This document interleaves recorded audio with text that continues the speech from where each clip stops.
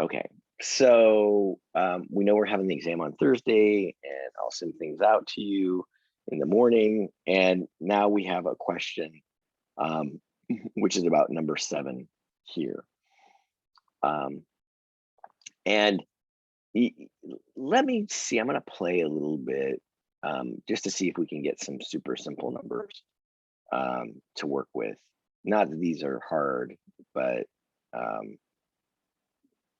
yeah, I would, if we make them a little bit easier, then our math will just be nicer for a demonstration.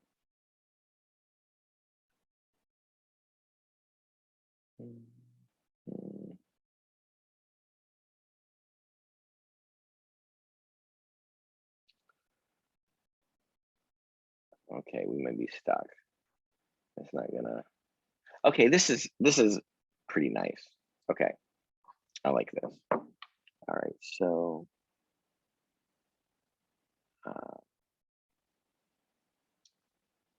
so this is for you, Andrew, because this was your question, right? Yes. Okay. So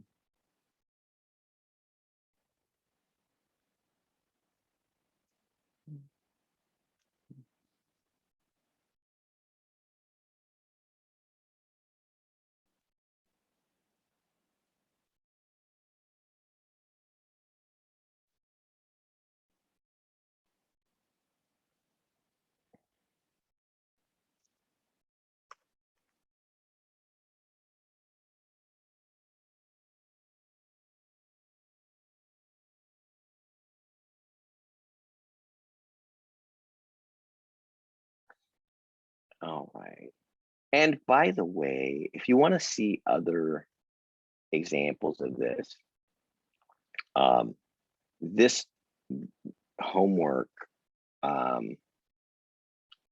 is available and done. I think you'll find every single problem in the associated videos that we have. May take a little bit of searching, but if you want to see something else, then we could do this. All right, so Ryan, you had a question. Go ahead and say something. Oh, I was just gonna ask super quick. So we have our test on Thursday, and then I'm assuming, like, was it 1 week later, or like 1 week from today? Maybe we'll have the final.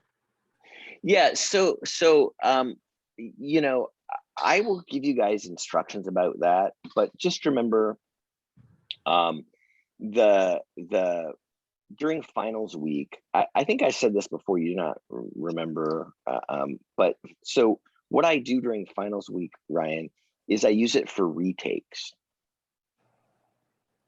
Did that sound on the first familiar? 3 midterms, right? Yeah, that does sound familiar. Okay. Yeah. So if you're somebody, and I was going to say this a little bit later, and this is an important point anyway, but I'll send out a message about it. But if you're somebody who got less than 70% on the ignithium portion of a midterm exam, and you think that you'd like another chance because you've learned the material and you could do better, right? I mean, nobody's forcing anybody to do a retake, but if you want to do a retake, then I ask people to email me and say, hey, listen, during finals week, I'd like to do a retake of midterm number 1, midterm number 2, midterm number 3, and then I'll provide an opportunity for them to do that. The provisions of the agreement are such that you can retake the midterm or a midterm that you got less than a 70% on, but you can't get higher than a 70% on the retake. So it's a pretty good deal, because, that means that midterm would be scored at, 70%, like a C- for you, averaged in with the other ones.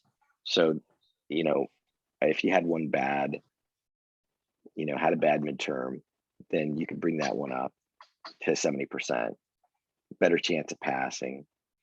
But the other thing too is that, I don't know if you've noticed, Ryan, but most of our midterms, about 80% of the questions are pretty straightforward, and about 20% of them are harder. So that means that, if somebody's retaking this, they can just do the 80% of like the easier problems. That gives them a little cushion in case they miss one. You could try the harder problems too, but you're not stuck in a position where you have to get 100% or whatever. 80% is fine, it'll be scored as a 70. 90% is fine, it'll be scored as a 70. The only thing I would advise against, which occasionally I have a student that does this, is that they will do exactly, if they're like 20 questions, they'll do only 14 questions to get a 70%. But then if they miss one, they're below a 70%. And the retake didn't help them. I just give them back their other score. I don't, like a do best of type thing. I'm trying to get them to pass. So you want to do a little bit, better, give yourself a little bit of cushion, but then you can pass the class. You can demonstrate that you know enough to pass. And that's what we do during finals week. So your hand's still up, which I guess is just a leftover. You don't have any other questions, I don't think. Yeah, I was just gonna say real quick, for our second exam, I had the issue where like my numbers were messed up because I had the same price. There was no price change. Yeah. So let me tell you, that's a good thing you asked about that. So if you had substitute questions because your exam was goofy, I don't know if you noticed, but I went and updated stuff on the stuff that you turned in, particularly with respect to the graph grading. But if you had substitute questions, I left a comment that said, oh, you got plus 10 points or plus 8 points or plus 3 points or plus 6 points or plus 1 point based on me checking your answers against the substitute question answers, which again, they were provided on I don't know if you remember, but it was a couple days ago in the video I showed you all what the answers were for the substitute questions, so you could count it up yourself. But so now, whether you counted it up yourself or not, you can look at the comment I left on your Canvas submission for the second exam, and you can get now you can look on Ignithium and you can see, oh, I got like 7, and then I got 8 extra or 9 extra or 3 extra or whatever from the substitute questions, and now you know what your score was on the Ignithium portion. Does that help? Yeah, very, very much so. Okay. Yeah. So everybody should have all the information they need right now to know how they did on the Ignithium portion of the exam. And again, if you're interpreting your your scores for the portion of the exam that is the drawing part, remember that's like counts for like 15% of your grade. But if you're really trying to know like how I use that information, I don't use it as like, I don't do 0.85 times like 100%, plus, let's say, which would be 85%, which is fine. But if you got like 80%, then that's 0.85 times 80. Well, that's like not so good. And if you got 0 on the graphing portion, then your grade doesn't look so good. But I use the graphing information. Rarely do students do better on the graphing than they do on the ignithium portion. I use the graphing portion to figure out the top of the curve. So, you know, obviously, if you're an excellent student in every single regard, you do beautiful graphs and you demonstrate your knowledge on the exams and everything's wonderful, you get a wonderful grade. But if you're somebody who's really strong on the calculations, but you cannot draw anything, then, you know, you're not an excellent all around, you know, intermediate micro master. And so, you know, you have to demonstrate both ends of it. But if you're somebody, you know, that's working on those things and, you know, you didn't, so you have to kind of, you know, read the syllabus carefully, and recognize that there's a curve and how that stuff is being used. Taylor, go ahead. You had a question. I just have a quick question, because you brought up the graphing. Yeah. So I know that they're kind of two different parts of the exam. Yeah. So is there any way that we could retake just the graphing part or no? No. Because, you know, honestly, and it's kind of hard, and you probably haven't had a lot of classes like this, Taylor. So let me explain. Are you with me? Because I want to Yeah, I'm see if you here. understand the feedback. So this is a core class for the econ major, okay? And you know, as such, our standards are, you know, geared toward you know, the ends that we're trying to pursue. One of them, and probably the most important goal for any student, is to make sure they're a competent microeconomist at the intermediate level. And it's kind of like building bridges. If somebody's no good, it's so microeconomics is other than econometrics, but still, you know, is literally the most important class in the entire discipline. It's like, you know, bridge building 101. If you can't, you know, get some facility, basic facility, in microeconomics, then you shouldn't be an economist. I mean, you're a danger to yourself and others. And I know it kind of sounds a little bit silly because you think, oh, well, econ, you know, it's just like maybe, I don't know, like psychology or sociology. Can, you know, is it really that? Is it like bridge building? Are we really going to cause some, you know, freeway to collapse if we don't know our indifference curves from our cost functions? And the answer to that question is yes. Yes. You know, I understand, you know, anybody that graduates with a bachelor's degree in economics from Cal Poly Pomona or any other, you know, Cal State or UC should be able to step into an analyst position at Southern California Edison, where, you know, they're managing multi-million-dollar projects and understand at least where the information is in their textbooks to go to help to figure out, you know, whether funding project A or funding project B is better for the company, more profitable, better return on investment, that sort of thing. Because if you don't, then you know, I mean, you may get fired. That's one bad outcome. But the worst outcome is that you actually literally don't know what you're doing and end up advocating to fund projects that are not profitable and are not cost effective, you end up wasting resources for a big Fortune 500 company.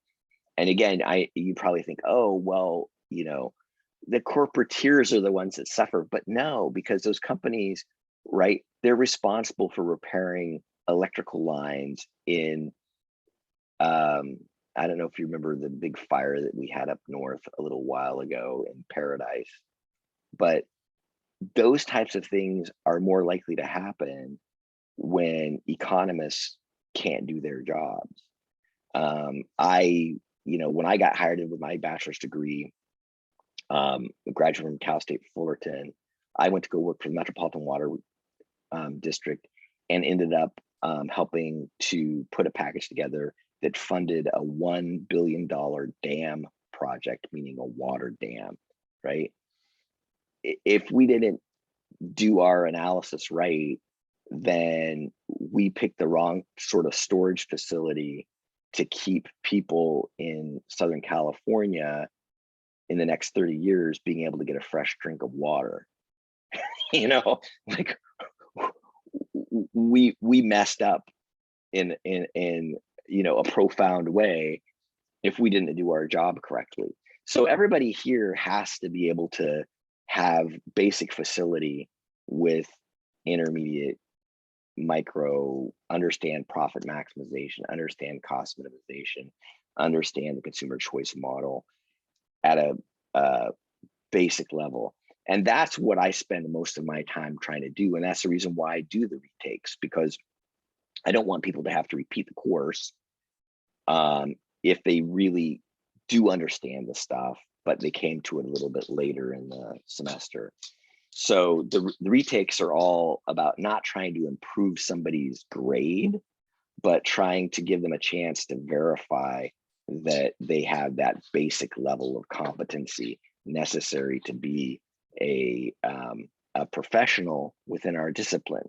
And I know it's not like a gloriously high standard, but it's much better than what would happen if we didn't pay particular attention to, let's make sure everybody knows the basics, and then the rest of it is giving people a chance to demonstrate that they can graph better, or they were able to understand some subtle thing about substitution income effects that other people didn't really grasp. And that's all great and good, but yeah, we really want to make sure that if you pass this class, that you have the foundation that's going to be expected when you go into a professional job. Andrew, you can ask a question. About the curve. So let's say we did very fantastic on the ignithium, and for the graphing, part. I mean, technically, the online thing is still going on, and I give absolutely no yes. break to COVID online stuff. Okay, so Okay. don't hit me with that. But my daughter's going to college right now, and her professors aren't giving her online breaks for COVID. Well, no. Well, my question was anyway. Like the curve, like, are you implying that it works against the scores on ignithium after a certain point? Like, how you said the graphing. Well, yeah. I mean, I just said, Andrew, if you want to do excellently, you have to do excellently on everything. So in the end result is that, like, let's say we got like an F, but 100 on the ignithium, then it would affect more than the 100%, than the 15%. No. Oh, okay. No, because but yeah. So 100 times 0.85 is 85%, right? Yes. That's a B. And then Ish. a 6 out of 15. Yeah. Okay. I'll do my research on the curve. I'm sorry. Yeah. So Yeah, if you want to do excellently, you gotta do excellently on everything. Okay, that's just, you know, anyway. So, but I wanted to assure you that, yeah, you don't have to worry that if, you know, you got an 80% or whatever on the ignithium stuff and you didn't do well on the graphing, then it meant that you were in some jeopardy of not passing the class. Because, you know, you could, if you did your calculations strictly, you could come to that conclusion. Anyway, Taylor, I don't know if everything that I said helped or didn't, but I was trying to give you a little bit of insight. No, I understand. Okay, sweet. So yeah, if and like I said, I'll post an announcement, and if you need to retake the ignithium portion of the exam, let me know. And okay, so we'll go ahead and continue to work on this. So this is Andrew's question, and I'm actually going to I will split you all into two groups because we really have two things to do here. One of them is we have to compute the duopoly equilibrium, and the other one is we have to compute the competitive equilibrium. And you know, they're related, but not so closely that that it's going to save us a lot of time. So so I'll say Alex, Alondra, Andrew, Brian, German, and Hung. Go ahead and compute the duopoly equilibrium. And so, and then James, Jeffrey, Riley, Patrick, Ryan, Scott, Sophia, and Taylor compute the competitive equilibrium. And Taylor, remember that you're part of the competitive equilibrium group because I'm going to ask you in case I forget. And Hung, remember that you're part of the duopoly equilibrium group, okay? So you guys can work on those for the next few minutes, and then I'll come back to you, okay?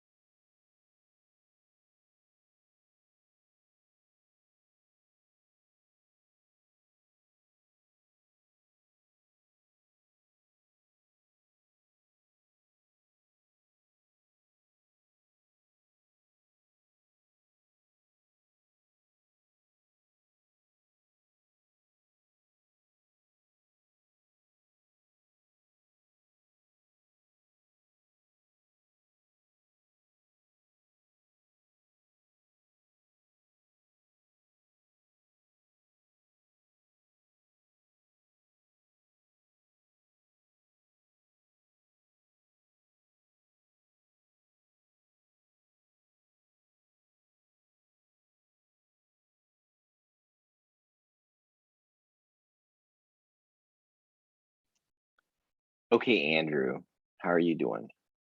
You were the one that asked about this. Yes. Yes, So yes. do you see what I did? Does that make Uh, sense to you? yeah, the right portion does. I actually, I'm kind of embarrassed, but I actually had trouble with the competitive equilibrium. Um, Well, that's what I'm doing here in the orange. You see? yes.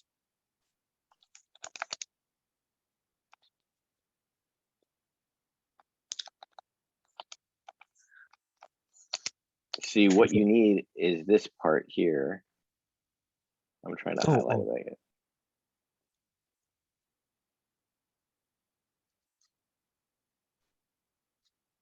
Does that make sense? Oh, yes. Hold on. You have demand, so you need supply. And to get the supply curve, you have to add up horizontally the supplies of the two firms in the industry. And that's the same as calculating the joint marginal cost function. So you go through the process of you invert. I don't know, because you were probably maybe doing your own, but do you see what I'm talking about? See, I inverted these marginal cost functions. Yes. And then I just saying here, I can substitute for MC1 and MC2 for just MC because it's the joint marginal cost. So I can just make this MC, and then all I have to do is add 1/5 MC and 1/7 MC. And so 1/5 plus 1/7 is you got to, calculate a common denominator. So 5 times 7 is 35. So this is 7 over 35 plus 5 over 35, which is 12 over 35. So I have 12 over 35 MC. And then on this side, Q1 plus Q2 is just big Q, right? Yes. So now I have the joint marginal cost function, which now I've got to invert this, because remember, it's invert, add them together, invert again. And so then I invert again, and I get joint marginal cost is 35 over 12 Q. But that's also the identically equal as the triple equal. That's another name for marginal cost. I mean, for market supply. Joint marginal cost is market supply. That makes sense? Yes. Actually, I think I was supposed to do duopoly equilibrium, so I got it. I think I just kind of like blanked out on the competitive. I'll try calculating it right now. Yeah. So I thought I had assigned you as part of the group with Taylor, because you were in the lower half of the group. So Hung's group was supposed to do competition, right? I mean, Hung's group was supposed to do Duopoly, and Taylor's group was supposed to do competition. So I put you in the competition group. I thought, Taylor, you're competition, right? Yeah, I'm competition. Yeah. Oh. So, and this is, yeah, anyway, it's fine, but this is what you need to know, because this is your question. So did you agree with what I put down here, Taylor? Yes. Does anybody have any questions about this part of it? I might get rid of the pink highlighter. I don't think that helps with the orange very much. But yeah, so and let's see. How are you doing this morning, Scott? I'm doing well. Good. So does this make sense to you, Scott? Yeah. Yeah. So have you calculated the competitive equilibrium yet? Yeah, I got it down to 1,818.86 That's for the quantity or the for price? total surplus. I'm sorry. What Oh, did you okay. ask Okay. for? Okay. Yeah, I asked for the equilibrium. So Oh, you I'm got a little sorry. bit, a little bit. Equilibrium, I got 16.7 when I set PB equals to JMC. Yeah, and you use the same thing that I have here, right, for your JMC. Yeah, 35/12 Q. Yeah. Yeah. Okay, sweet. So I'm gonna just put a little note here, and I'll say 225. Oh, actually, I should do this over here. I'll put PV is equal to 35/12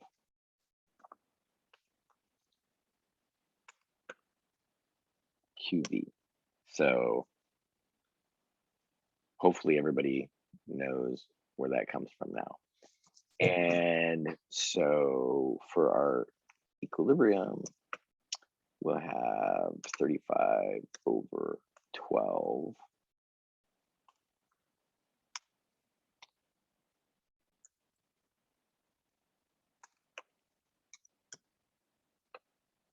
225 minus 11 Q. That's fine. And what did you say you got for the Q star, Scott? 16.17. 16.17? Yeah. Okay, good. And I'm assuming nobody disagrees. And we could substitute that back in and find the price. And you got a P star of,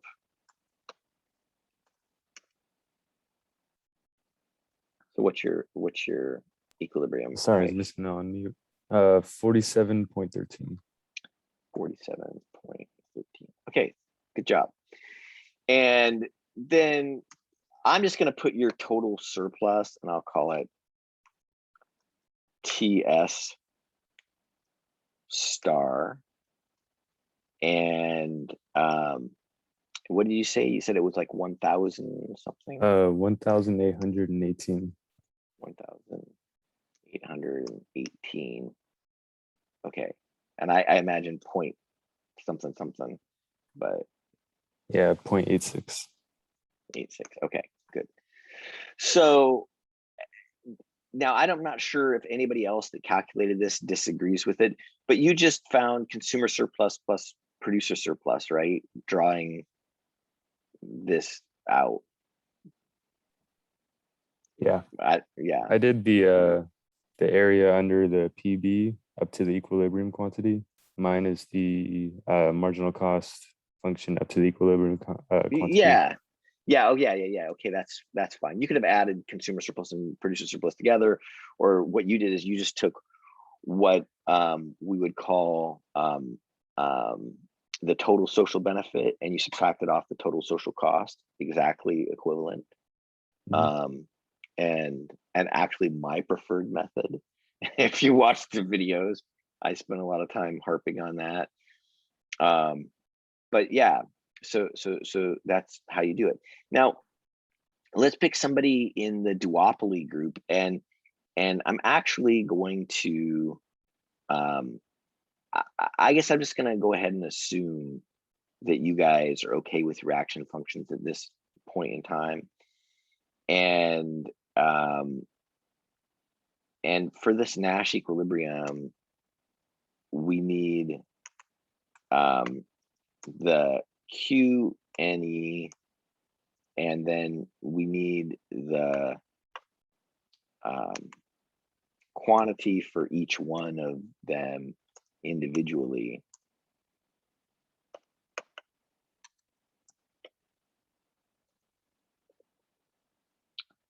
And I'm gonna look really quickly.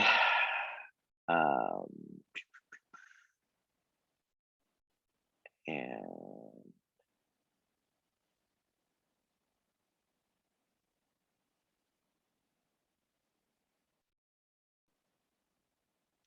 so this is the duopoly quantity. And this is the firm 1 quantity.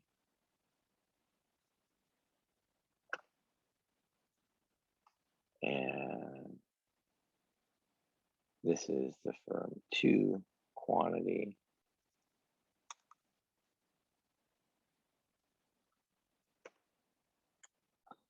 And yeah, those add up just fine. So we're good. Now, the one thing that we're missing here is we need the price, but the price is pretty easy because we just take our quantity like we did before and we shove it back into the demand function. And that's one of the answers to what price will prevail. And this is what we got. And I think that should make sense. If I plug into my calculator, and I'll do it right now quickly, 225 minus 11 times 11.56, sure enough, I get 97.84. Okay. So I don't know. So this was your question, Andrew. Are you good or not? Yes, I got 151. Wait. So regarding the fixed cost, they're not included, right? Like it's Well, you mean down here I have this formula. yes. You know, total surplus is consumer surplus plus producer surplus. Producer surplus is the producer surplus for each of the firms individually, which for firm 1, it's the profit of firm 1 plus the fixed costs of firm 1. Another way of saying it is that producer surplus is total revenue only minus variable cost, right? Yes. So producer surplus is always bigger than profit. So you calculate the profit for each of them, and you add back the fixed costs for each of them. And these are the producer surplus for, Okay. you know, firm 1 plus producer surplus for firm 2. To get total surplus in the market, you're just adding the producer surplus for all all of the businesses in the industry.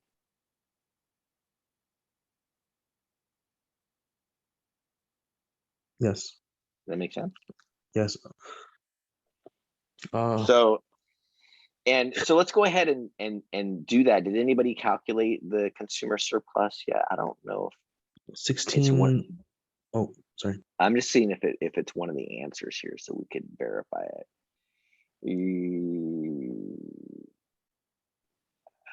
I don't see. Is it? Yeah, anyway, we can calculate it. It's really easy, right? Yeah, I think it's for number 6. For the duopoly. So but number 6 says, no, it says what's the level of total surplus in the duopoly, which is close. Oh yes. Right. It's not consumer surplus, but I'll go ahead and grab. Yeah, it's 1668.81 for total surplus. So I'll just put it here. Okay. This is the hint answer.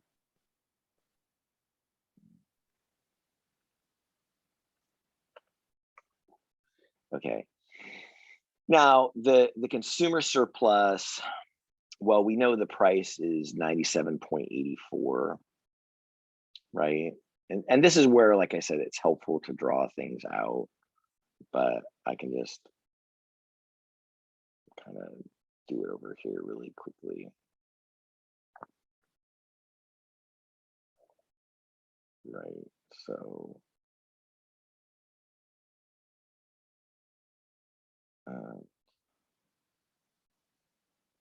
there. And we know that our price here is going to be this 97. I'm just going to put 97. I'm not going to put 97.84. And we know our quantity here will be the total quantity. So it's 11.56. And we know that the intercept for our demand function is 225.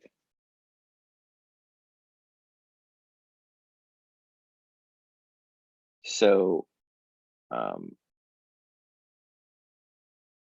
we have, for the consumer surplus, the area of that triangle is going to be 225 minus 97.84 times 11.56 times 0.5. Do you agree? Yes. And so when I calculate that, I get 734.98.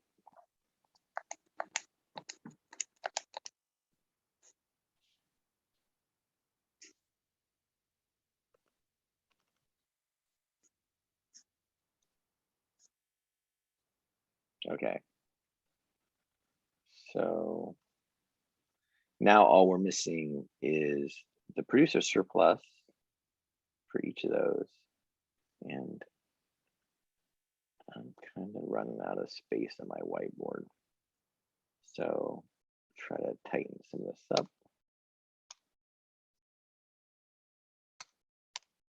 Okay.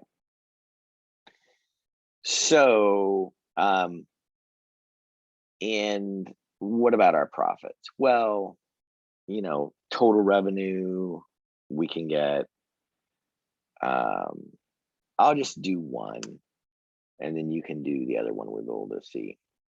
So the profit for firm one, actually, I'm just going to go ahead and calculate. I'll be a little bit lazy. The producer surplus for firm one is going to be the total revenue for firm one, just minus the variable cost for firm one. So the total revenue for firm one is going to be our price of 97.84 times the output for firm one, which is 6.12. And Andrew, so what did we get for our total revenue for firm one? You have a calculator? Oh, yes, yes, sorry. Oh, sorry. It's 598.78. Okay, 598.78. Now, the only thing we're missing is the variable cost for firm one, but we know that firm one's cost function, marginal cost function, is MC is equal to 5Q, right? Yes. So we could take the integral and see that that's going to be variable cost is equal to 2.5 Q squared, right? Yes. And we know what Q is. So Q is 6.12, 6.12 squared. It's going to be 36 something, but let's be accurate. 6.12 squared. I get 37.45. times 2.5, I get 93.636.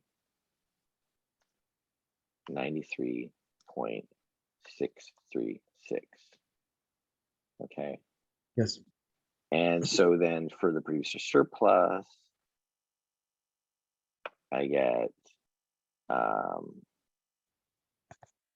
subtracting that from 598.78, I get 505.14. Okay. So, and I think we're in pretty good shape. We could calculate for firm 2 also, but let's go ahead and let you all do that. It's really easy, 5.44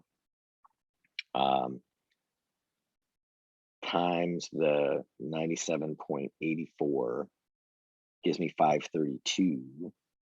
And then I just have to subtract off.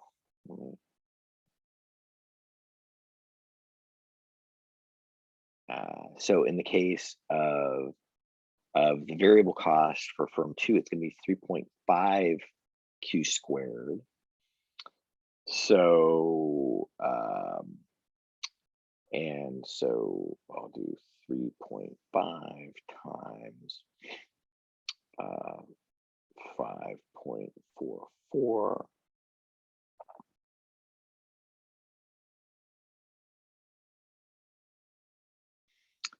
And I got for, maybe I'll put it over here, PS for firm 2, I got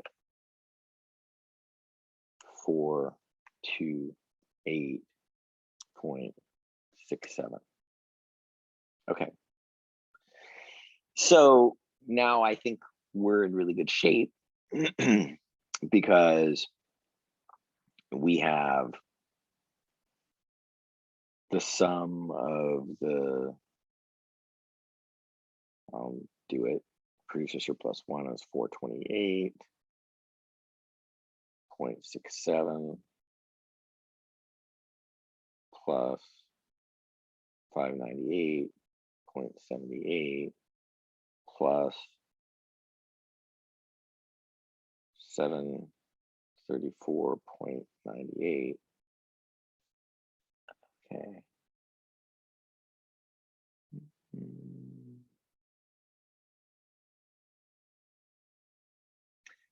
Well, we're close. The numbers seem a little bit off. So I can't guarantee that I didn't make a little accounting error someplace in there. But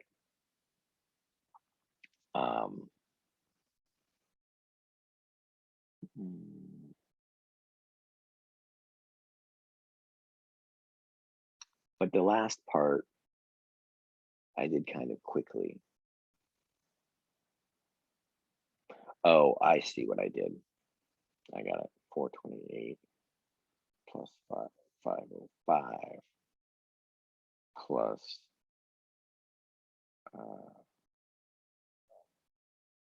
734. Yeah, that's right. So are you with me still, Andrew? Yes. Okay. So then I just add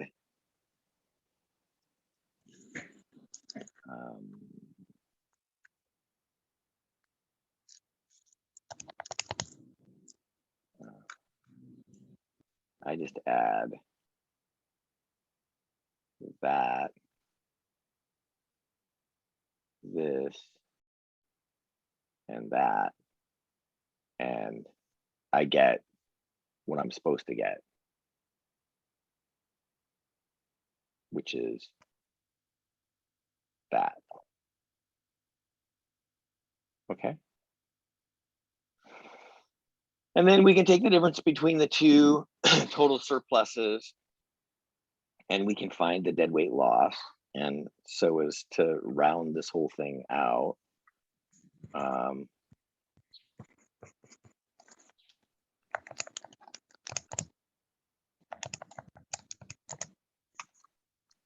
Okay. Because this is what we said we were gonna do.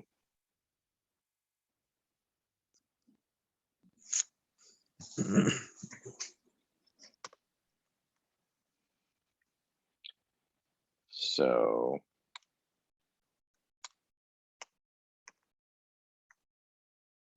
and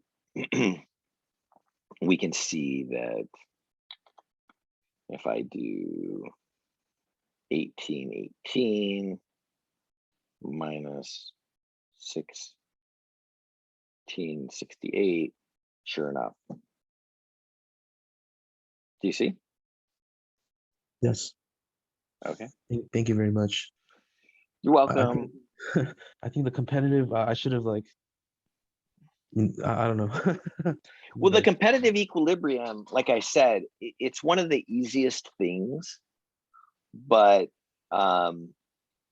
so we don't spend like a whole lot of time on it. But when you get to these later problems where you're calculating deadweight losses and changes in total surpluses and stuff like that, you have to have it.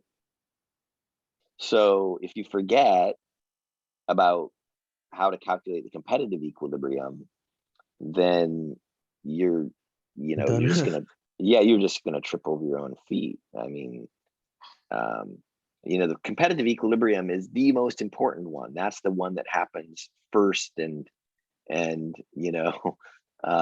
is the subject of all of our reasons for being interested in these other types of equilibria, because the other ones represent deviations from competition, which is our ideal, right? That's what the first fundamental welfare theorem is all about. And a lot of people don't like absorb it when they first hear it. But when you're in a discipline and somebody tells you like first fundamental welfare theorem, like first and fundamental, like it should hit you that like, oh my gosh, this must be like so important, because why would they have named it the first? And like when somebody runs a race, they come in first. They're the winner, right? And when super important, it's like it's fundamental, you have to know it. So but we just say it and then we move on, and people sometimes forget anyway. So we're back to the first fundamental welfare theorem. Yes. Okay. So I'm gonna go ahead and